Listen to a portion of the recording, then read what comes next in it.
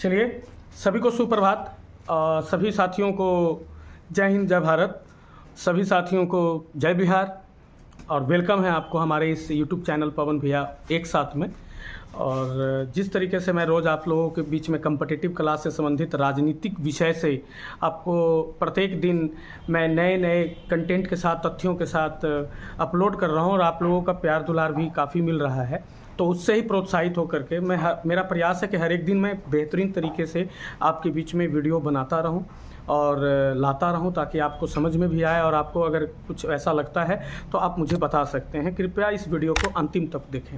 तो आज के हम इस वीडियो में देखेंगे विभिन्न प्रकार की निधियां।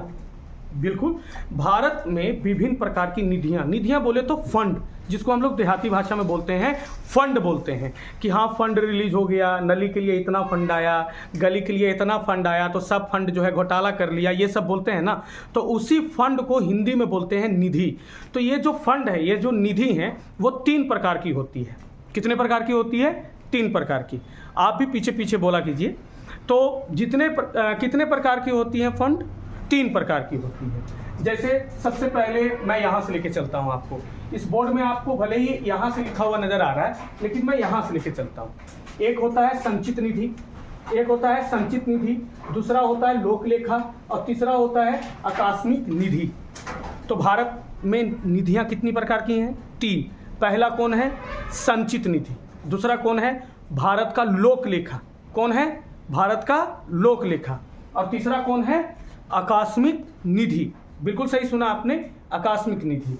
तो सबसे पहले संचित निधि। देखिए, संचित निधि का वर्णन अनुच्छेद 266 के 1 में है। 266 के 1 में है। बिल्कुल आपने याद कर लिया। भारत के संचित निधि का वर्णन किस में है? तो अनुच्छेद 266 के 1 में है। और लोक लेखा का तो अनुच्छेद 266 के 2 में है। और आकस्मिक निधि का अनुच्छेद 267 में है। अब आपको समझ में आ गया कि मैं नीचे से क्यों लेके चल रहा था आपको? क्योंकि 266 का 1, 266 का 2 और 267, ठीक है। तो 266 के 1 में संचित निधि कितना में? 266 के 1 में। लोक लेखा 266 के 2 और आकस्मिक निधि 267। संचित निधि में क्या है कि भारत सरकार को प्राप्त होने वाला कर से राजस्व और ऋण से राजस्व, यानी भारत सरकार जो टैक्स लगाती है विभिन्न सेवाओं पर, तो उस जो टैक्स मिलता है और जो वो ऋण देती है और उससे जो उसको राजस्व प्राप्त होती है हमारे देश की सरकार को, हमारे सेंट्रल गवर्नमेंट को, वो संचित निधि में जमा होता है। यानी जितना पैसा आता है, रुपया आता है टैक्स वाला, समझे, यानी जो रजिस्टर्ड है, जो सब टैक्स देते हैं, हीरो हीरोइन टैक्स दे रहे हैं या कोई भी जो टैक्स दे रहे हैं या फिर जो टैक्स लगता है, तो उस टैक्स से होने वाला इनकम जो है ना, वो संचित निधि में, संचित का मतलब है जमा, तो इसमें जो है संचित निधि में जमा होती है। ठीक। और ये संचित निधि से ही भारत के जो संवैधानिक पदाधिकारी होते हैं, समझे, राष्ट्रपति होते हैं, फिर न्यायाधीश होते हैं या जो भी हैं, लोक लेखा नियंत्रक, महालेखा परीक्षक जो हैं, ये सब यानी संवैधानिक पदाधिकारी के जो वेतन है, वेतन और उनका भत्ता, तो वेतन और भत्ते इसी निधि से दिए जाते हैं। परीक्षा के लिए काफी इंपॉर्टेंट है, पूछा जा सकता है कि संवैधानिक पदाधिकारी के वेतन और भत्ते किस निधि से दिए जाते हैं? तो ऑप्शन आपको दिया जा सकता है संचित निधि, लोक लेखा, आकस्मिक निधि। तो आप कहां मारेंगे? संचित निधि से दिया जाता है। कहां से दिया जाता है? संचित निधि से। तो संवैधानिक पदाधिकारी के वेतन और भत्ते संचित निधि से दिया जाता है। इसके बाद इस निधि को उपयोग करने के लिए, यानी संचित निधि को उपयोग करने के लिए विनियोग अधिनियम पारित होना जरूरी है। आपको मैंने पहले भी अधिनियम के बारे में पढ़ाया है, प्रस्ताव के बारे में पढ़ाया है। तो मैंने कहा था भी कोई भी जब अधिनियम को, प्रक्रिया को आगे बढ़ना होता है तो उसको 6 चरणों से गुजरना होता है। आप हमारे पिछले वीडियोस में जाइए और इसको जांच कीजिए, पढ़िए। तो वहाँ पर मैंने बताया था कि विनियोग अधिनियम जब पारित होगा तबे संचित निधि में जमा धन का सरकार उपयोग कर पाएगी। तो विनियोग अधिनियम या अनुदान अधिनियम पारित होने पर इस धन को निकाला जा सकता है।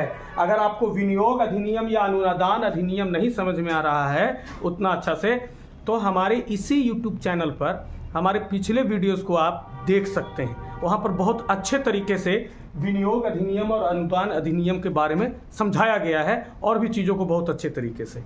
फिलहाल विनियोग अधिनियम या अनुदान अधिनियम पारित होने के बाद ही संचित निधि का उपयोग किया जा सकता है। यानी कि संचित निधि का उपयोग करने के लिए संसद में मंजूरी जरूरी है। अधिनियम भी याद रखना, विनियोग या अनुदान अधिनियम। अब आते हैं लोक लेखा में, जिसका वर्णन 266 के 2 में है। अभी जो हमने पढ़ा वो 266 के 1 वाला था। तो 266 के जो 2 में है वो लोक लेखा का है। इसमें क्या है कि देश में जो संचित निधि का राशि जमा होता है, यानी टैक्स से होने वाला इनकम, साथ ही साथ और भी जितने भी प्रकार की राशियां हैं, जिसको हम सार्वजनिक राशियां कहेंगे, बीमा के क्षेत्र से, उद्योग के क्षेत्र से, जितने भी क्षेत्र हैं सभी, बैंकिंग के क्षेत्र से, जितने भी क्षेत्र से जो राशि जमा होगी सब लोक लेखा में जमा होगी। कहां जमा होगी? लोक लेखा। टैक्स वाले मामले का पैसा टोटल संचित निधि में, और टैक्स के अलावा जितना भी राशि जमा होगी सब लोक लेखा में जमा होगी। और इसको निकालने के लिए सरकार को संसद की मंजूरी की आवश्यकता नहीं है। तो यहां पर याद रखिएगा कि लोक लेखा में जमा धन को निकालने के लिए सरकार को संसद से मंजूरी की आवश्यकता नहीं है, जबकि संचित निधि से धन निकालने के लिए सरकार को विनियम अधिनियम पारित करवाना जरूरी हो जाता है या अनुदान अधिनियम पारित करवाना जरूरी हो जाता है। तो याद रखिएगा, लोक लेखा में धन निकालने के लिए सरकार को मंजूरी की आवश्यकता नहीं है। आकस्मिक निधि जो अनुच्छेद 267 में, जैसा कि आप नाम से ही देख रहे हैं, आकस्मिक, कोई इमरजेंसी, ये उस वक्त फंड रिलीज किया जाता है, उस वक्त ये फंड दिया जाता है जब हमारे देश में कोई इमरजेंसी हालात आ जाते हैं। आकस्मिक कोई घटना घट जाती है, बाढ़ आ गई, सुखाड़ किसी क्षेत्र में पड़ गया, कहीं युद्ध जैसे युद्ध होने लगा, युद्ध की स्थितियां आ गई, किसी दूसरे देश से हमारी युद्ध हो गई, या फिर कोई महामारी जैसे 2020 में कोरोना जैसा सिचुएशन आया। तो उस सिचुएशन में अगर हमारे देश को धन की ज़रूरत है तो फिर उसको कहाँ से दिया जाएगा? क्या इमरजेंसी पैसा धन बचाने की ज़रूरत नहीं है? तो हमारे देश में है, ये व्यवस्था किया गया है। यानी इमरजेंसी हालातों में कुछ धन ऐसा होता है जो इमरजेंसी हालातों में उपयोग करने के लिए पहले जमा कर दिया जाता है, ताकि कोई अगर हमारे देश में, ईश्वर करे हमारे देश में कभी कोई इमरजेंसी हालात ना हो, ना किसी देश में हो, लेकिन अगर वैसा कोई इमरजेंसी हालात अगर हमारे देश में उत्पन्न होती है तो फिर ऐसे स्थिति में आकस्मिक निधि से ही वो धन निकासी करके दिया जाता है। जैसे 2020 में जो आया था महामारी, तो उस दरमियान में जो धन दिया गया दवाइयों के लिए, बेडों के लिए, ऑक्सीजनों के लिए, तो कितना यहाँ जाते संचित निधि से निकालने के लिए जो है नियम कानून बहुत ज़्यादा इसमें अभी संशोधित करवा पड़ेगा, तो संसद चलेगा, उसमें फिर अधिनियम पारित होगा, वो 2 महीना का प्रोसेस है। तो भाई यहाँ इमरजेंसी घटना घटा है और 2 महीना लगेगा तो दिक्कत ना हो जाएगा। इसीलिए इमरजेंसी वाला फंड से जाइए और फट दबर जो है से रिलीज करवा के दीजिए वहाँ पर।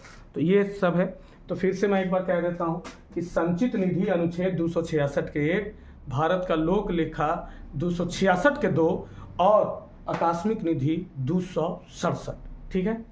संचित निधि के लिए अनुमोदन जरूरी है, संसद में मंजूरी जरूरी होना चाहिए, और लोक लेखा के लिए जरूरी नहीं है। और आकस्मिक निधि इमरजेंसी हालातों में, बाढ़, महामारी, युद्ध जैसे स्थितियों में इसको जारी किया जाता है। तो आई होप दैट कि आप लोग इसको समझ चुके होंगे, इसको आप लोग समझ चुके होंगे कि विभिन्न प्रकार की जो निधियां हैं वो किस तरीके से है और कहाँ किस में वर्णन है। मैंने इसमें आपको अनुच्छेद बताया, साथ ही साथ अनुच्छेद के साथ इसका उपयोग कैसे किया जा सकता है, कहाँ से ये प्राप्त होता है, ये भी मैंने आपको बताया। तो आप वीडियो के अंतिम तक बने रहें। आप सभी विद्यार्थियों को या जो भी हमारे इस वीडियोस को देख रहे हैं उसको बहुत बहुत धन्यवाद। इसी तरीके से आप हमारे इस चैनल को, इस वीडियोस को प्यार देते रहें। यदि आपको हमारा ये वीडियो बहुत अच्छा लगता हो तो कृपया आप हमारे इस पढ़ाए हुए वीडियोस को अपने दोस्तों के बीच में शेयर करें, कई ग्रुपों में शेयर करें और हमारे इस चैनल को खूब प्यार दुलार दें। बहुत बहुत धन्यवाद। जय हिंद, जय भारत, जय बिहार।